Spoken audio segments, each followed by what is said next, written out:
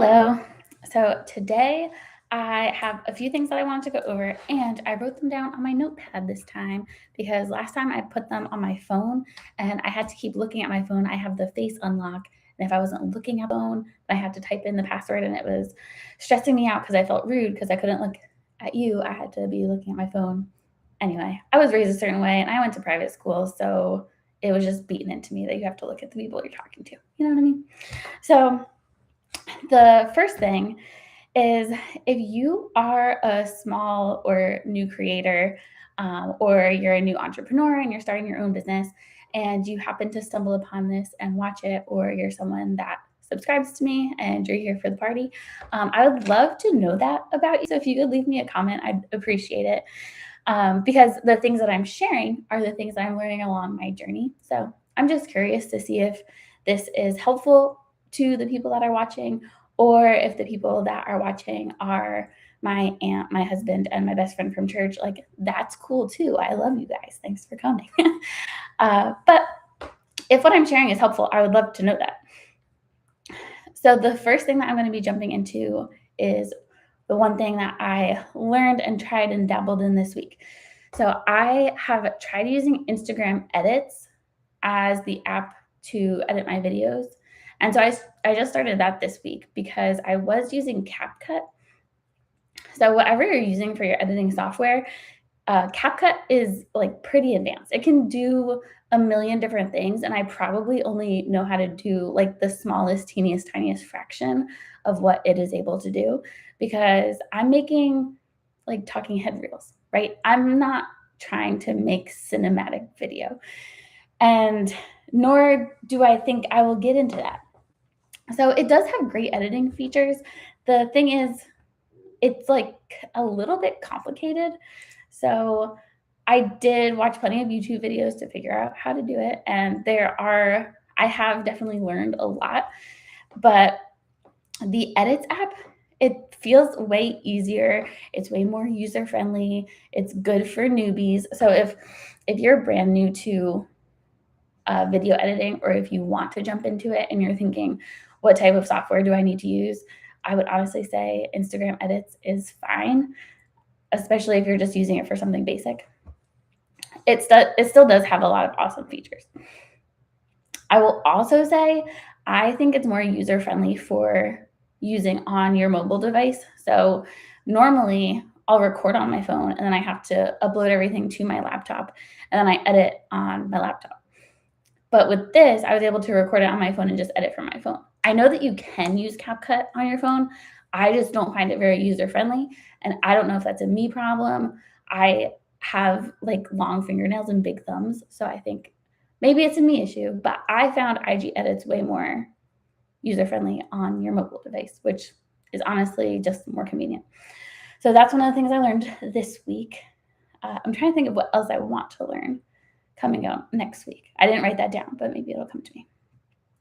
The other thing I want to talk about, which is perhaps a little controversial, is the use of AI in your creation journey.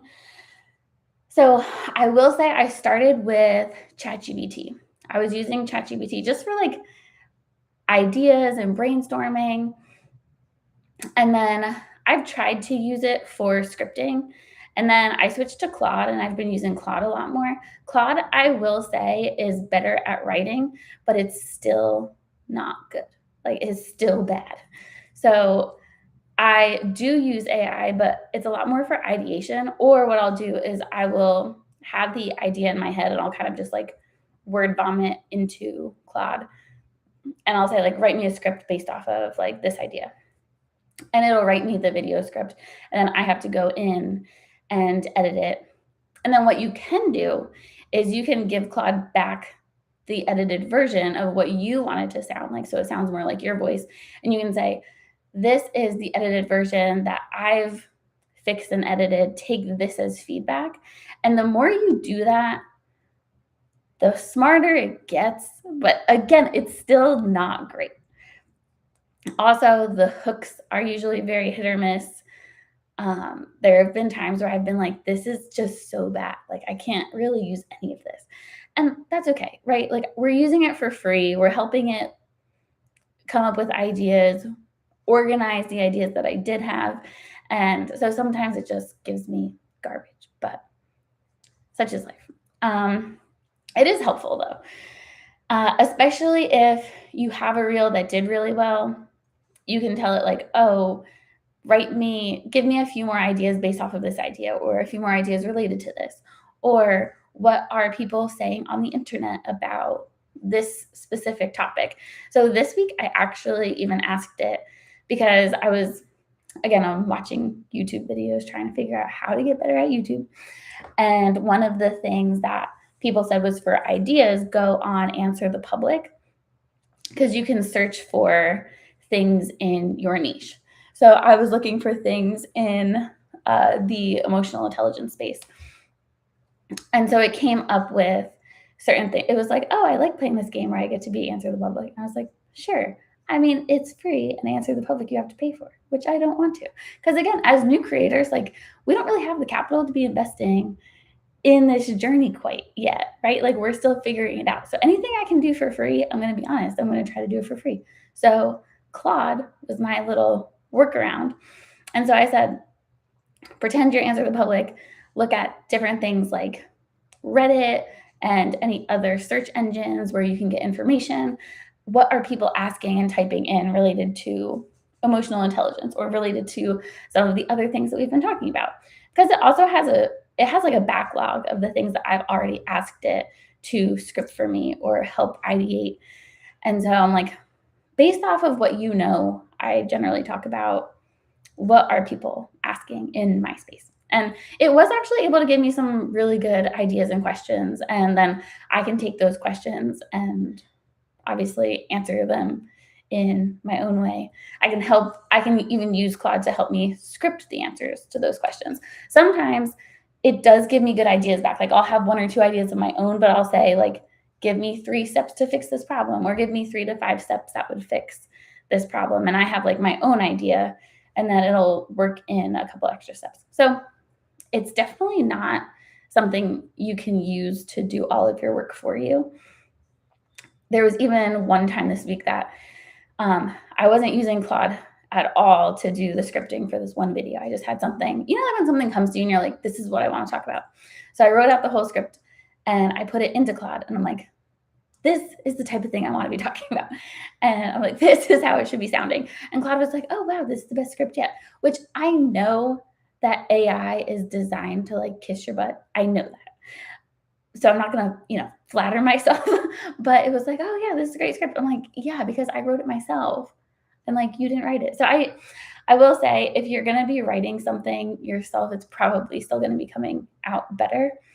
What I find the AI writing tools to be really good about is if you have ideas and you want them to sound more professional, then it can definitely help you do that. Again, you have to read through it and edit it so that it doesn't completely sound like a robot. But I feel like it does a better job of like professional writing than casual conversational writing. You also have to understand these models were trained off of a lot of written text. So, and they were trained off of videos as well, but I don't think it does as good of a job at picking up like regular language and cadence and things that we would really say. So you have to be careful about that if you are going to be using that as a tool. So whether you love or hate AI, I do find it useful. Again, unfortunately, it uses a ton of energy and a ton of water, and who knows if it's going to be free in the future. And it really doesn't deliver on this promise of like, oh, it's so smart and it knows everything and it's going to change your life. Like, maybe it'll get to that point and that would be great. But right now, honestly, sometimes it is more of a time suck than a help. So anyway, that's just me being honest. That's my honest feedback. And if my Claude is listening, I apologize. I think you're great, Claude. You're helpful, but we gotta train you up and get you to be a little bit better. Also, one last thing on the AI front. I did some research to figure out if you were to pay for like Claude or ChatGPT Pro. It actually has less to do with how advanced the models are. So you're not necessarily paying for a smarter Claude if you pay for the upgraded version. You're actually just paying for more compute. So if you are someone that uses it very extensively and you're asking it a ton of questions and you're wanting it to be very detailed and having really long responses, the more in depth and elaborate that you get with these tools, the more compute and processing power that they use. And you only get a certain amount of that in the free version. So if you're someone that runs into like, oh, you have to wait 5 hours until you can ask me any more questions. If you're someone that runs into that, then the pro version is useful. Otherwise, it's actually not that useful because you're not really getting a smarter version. It's just you're getting more credit to use in their ecosystem, if that makes sense. I hope I'm explaining that correctly. So if you are someone who loves AI and you're thinking about like, oh, I'm just going to buy the smartest one so that it acts and writes more human, from my understanding, from the research that I've done, that is actually not the case. So that is what I want to go over this week. Last thing, I'm going to be really transparent. I did get down on myself at one point this week, and I was talking to my husband, because my views weren't as good this week as they have been previously. They were very up and down. So I'm not really sure. I have not mastered the algorithm. I'm not going to pretend that I have. If you are just as lost and confused about the algorithm as I am, maybe we can figure this out together. I don't know. More power to you. But my views were kind of all over the place. But I did increase my subscribers on YouTube by 12 people. So I was very excited about that. So last week I was at 168, and this week I'm at 180. And so and again, I'm also pregnant. So it's hormones and self-doubt, and you're on this journey and you don't know exactly where you're going to go and end up. And you have to just keep putting your reps in. So that's what I'm trying to focus on.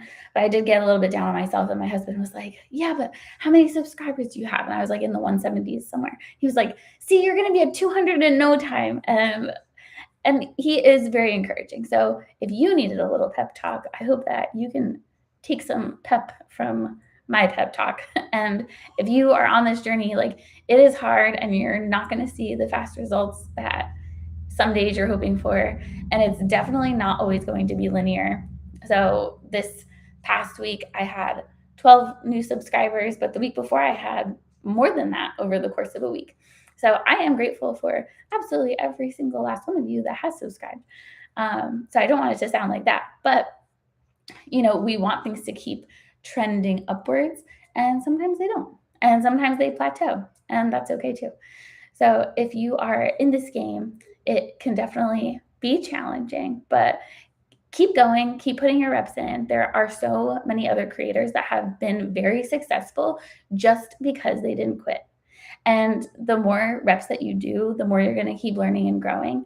And you're going to slowly, if you start implementing new things and you're like, oh, you know what can make this better? If I add a Zoom feature, and then you research how to do the Zoom feature, then you've learned a new thing, you've improved your own skill set, and you've just improved your video quality by the tiniest little bit, but every little bit helps. So keep building brick by brick. I'm giving myself this pep talk just as much as I'm giving it to you. So I hope that you're getting something out of this too. So yeah, it's hard, it's a journey, but we're in this together. And I appreciate you coming along for my journey. That means the world. So I won't take any more of your time, but I appreciate you hopping on and tuning into this. So have a great night, and I'll see you next week, Monday at 6 p.m.